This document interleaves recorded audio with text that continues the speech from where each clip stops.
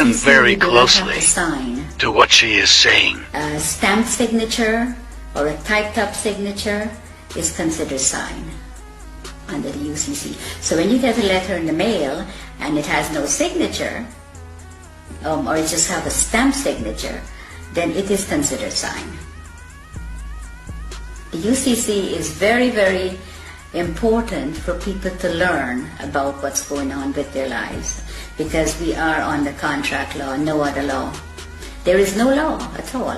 In America, the court system is operated under military.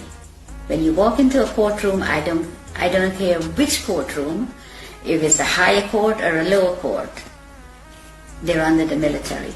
Now you walk in there and you're not a military member, and you're not told that you've been tried under the military.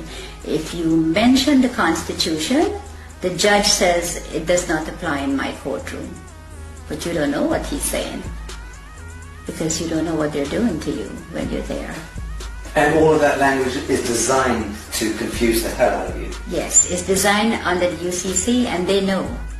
They know what they're doing, and they know how to manipulate you. So you're saying all judges are very schooled and versed in UCC? Yes. They're taking special training schools in order to learn it? Yeah, the president appoints all the federal judges in America. And they go to Scottsdale, Arizona and Reno, Nevada to train how to apply this fraud contract in the courtroom. And in the United Kingdom? The United Kingdom, majority of the judges here in the United Kingdom are not judges. They're just doing business. They might be a retired lawyer. They're doing business as judge. And so-called judges in Malawi and in Canada? All of them, exactly the same system. They're under the UCC.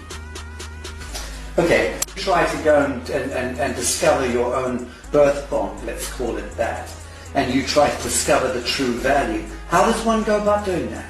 You apply to the Federal Reserve for it. There's forms that you can fill in, and you can, once you find the bonds and the serial numbers, you can get it from the Federal Reserve because they have it. And you can then discover the value of your bond? Of course. And the average, let's say, 50-year-old in the United States would be worth what? A 50-year-old in the United States, it could be worth hundreds of millions. But one common, if you go on the website and you put in your birth certificate number, and it comes up only one, you have hundreds of thousands of people are trading on it. Right. That's only one that you know of. I think what I'm getting at is, what do you think it would be the median value of the average 50-year-old by the time they turn 50 in the United States? What is being traded? I would say maybe $1 billion, over $1 billion. Right. Has been traded. Okay. Because when I checked, on one of my numbers is over 283,000 people are trading on it. Can you imagine how much money that is? So when we hear that the US has a debt of $23 trillion or whatever it is, that fictitious money was all pumped out of the air, but effectively it was discharged against the value of the people. Yes. Right, so that's where the fiction emerges. Yes. And it becomes this huge imbalance that no one quite understands. How on earth do we get that much money? They just made it up as they go along and tell us what they want to tell us. Yes, but they'll validate the making up of that money by, on paper, discharging it against the value of the citizenry. And the citizens' gold, our sovereign gold. We have gold.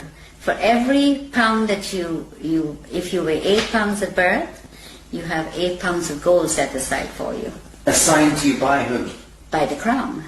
In England? Yes. And in the United States? Yes. By the Treasury? Yes. And because the United States is owned by the Crown. Let's okay. So let's say there's 200 odd nations of the world. There's hundreds and hundreds of small island states. But there's about 200 nation states, big nation states. They are all of them a franchise of the Anglo-American Corporation. Yes. Let's call it that. Yes. And that the Anglo-American Corporation is an extension of the British Crown. Crown, yes. And the British Crown is collateralized by what, or backed by what? Gold. And by the people. The hundreds of millions of people. The British Empire has just went on the ground. It's still there. controls the Bank of International Yes, Settlements, yes. controls all the reserve banks around Yes, the world and yes, so on. Right? yes. Correct.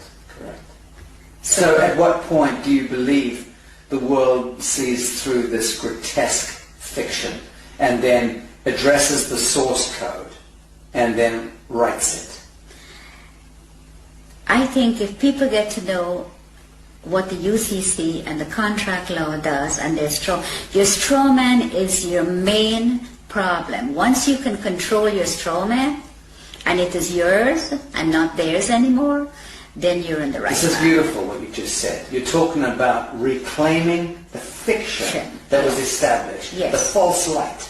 Yes. Reclaiming the false light that was established in your name, Yes. given your identity, so to speak, at birth, Yes. without your knowledge. Yes. You're talking about us needing to reclaim that false light and step into ourselves, our true selves, Yeah. as a people of the world, Yes. in order to reclaim reality from the fiction. Yes. That's powerful. Yes, it is. And that's what I think everyone needs to do. All the sovereign people that's in poverty and whatever they put us in, that's what we need to do. We need to reclaim that, what they are making money on. That is ours. Then you wouldn't have wars, you wouldn't have people fighting for money, you wouldn't have poor people. Everybody will be okay. Everybody. But they do not want you to. If you do that, that will break down their system, and they do not want that. So once you know, you need to get into it, and you need to start reclaiming your straw man. It is yours.